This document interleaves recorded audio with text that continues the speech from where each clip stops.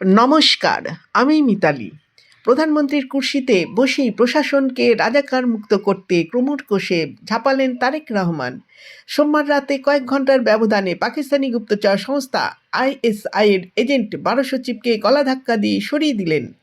এই মুক্তিযুদ্ধ বিরোধী পাকিস্তানি দালালদের মধ্যে রয়েছেন খোদ প্রধানমন্ত্রীর কার্যালয়ের সচিব সাইফুল আলম পান্না।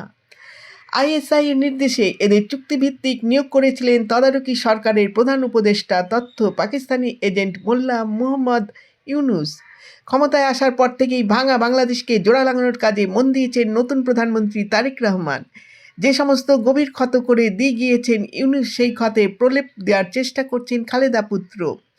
দুদিন আগেই বেশ কিছু রদবদল করেছিলেন এবার অন্তর্বর্তী সরকারের প্রধান মোল্লা ইউনুসের নিয়োগ করা ১২ পাকিস্তানি পন্থী সচিবকে গলা ধাক্কা দিয়ে পদ থেকে সরিয়ে দিলেন বিএনপি চেয়ারম্যান। নমস্কার, ভিডিওতে সাবস্ক্রাইব করুন।